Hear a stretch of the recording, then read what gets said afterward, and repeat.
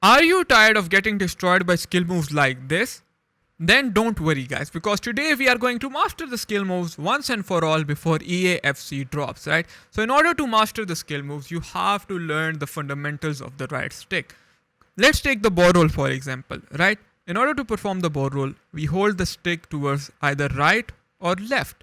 Right being 3 p.m. and left being 9 p.m. This is where we hold the right stick if we want to do this skill move, right? That is if we are facing straight. Now let's assume I am facing this way.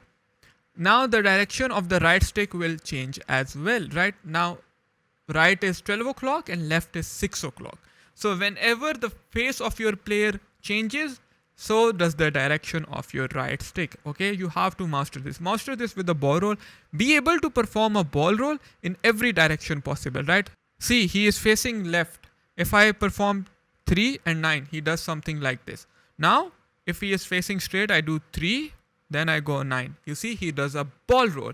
So you have to master the ball roll in every direction. That will make sure that you now have mastered the right stick and you understand that whenever the face of your player changes, the direction he is facing towards changes, so does the direction of right stick.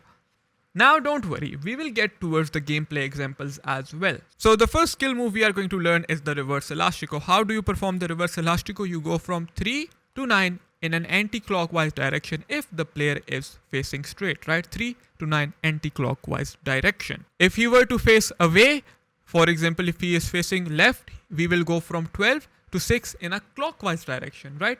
Once you perform the skill moves in every direction, you will be able to master them. If I am facing towards the other side of the goal, I will go from 12 to 6 in order to perform the reverse elastico. I hope that is clear. I want you to perform this skill move in every direction until you master it, right? Once you have mastered doing it in every direction like this, if you can do it repeatedly, that means you have mastered the reverse elastico. Now you might ask me, where should I use the reverse elastico? It is best used inside the box in combination with the L1 stop, like this, right? So what is the L1 stop? Basically, if you are moving and you click only L1 without touching anything else, your player comes to a standstill. And after that, perform a reverse elastico. So see, he comes to a standstill, performs a reverse elastico. Now what is important to know is the exit direction of the reverse elastico. It will always exit towards the outside of your player, right? See, in this situation, we see that we have space on the outside. Because we have the space on the outside, we perform a reverse elastico from a standstill position like I showed you. In this example, you can see as well, we have the space on the outside, so we perform the reverse elastico. Now what about the second skill move that we see so much at the pro level? Guys, I will tell you why pro players or good players prefer 5-star skill players. It is for these two skill moves, the reverse elastico and the elastico. Now that we have learned how to exploit the space towards the inside, what about the outside? That is when the elastico comes in, right? So how do you perform elastico? In order to perform the elastico, you have to go from 3 to 9 in a clockwise direction, alright? And remember, if the direction of your player changes, so will the direction of the right stick change. Like in this example, we will go from 9 to 3, right? If we are facing up, we will go from 9 to 3 in an anti-clockwise direction. I hope that is clear. Just like we discussed with the reverse elastico, this rule also applies to elastico. Look, we are going to do a ball roll in order to set up the angle for the pass, and then we are through on goal with Luis Muriel. We do another ball roll to come inside, but there are two defenders in front of us. What did we do? We stopped with L1 and we used the reverse elastico. We click L1, that brings us to a standstill. We see that we have space on the outside. In order to exploit that space, we will use the elastico. Bang, easy goal. Next up, we have the step over, right? The step over is a fundamental skill move and it can have some use in EAFC. Now, I don't know if it is going to be as overpowered as it is right now, but since the past 3 years, it has been a very good skill move. In order to perform the step over, you go from 3 to 12 and choose the exit direction with the left stick. Now what does that mean? See, we go 3 to 12 on the right stick, and then with the left stick we are going to point it towards the direction we want the skill move to exit towards, right? So if I want to go, let's say right, I will go from like this, 6 to 9 up. You see, he changes direction.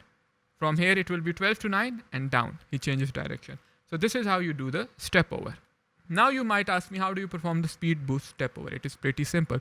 All you have to do is go 3 to 12, 9 on the left stick and hold R2 on the exit. So it is called a step over straight. You will always exit straight, right? You see, you will always exit straight and hold the right stick. Now this is the only step over most people master, but I want to insist that you should master the step over in all directions, right? You can go left, if you can go right, it is a very overpowered skill move, especially with the addition of the controlled sprint.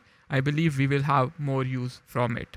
FIFA is all about finding the space and exploiting the space, and step over allows us to do just that. See, we can use it in various areas. We had the space over here, so we exploited in that space using a speed boost step over.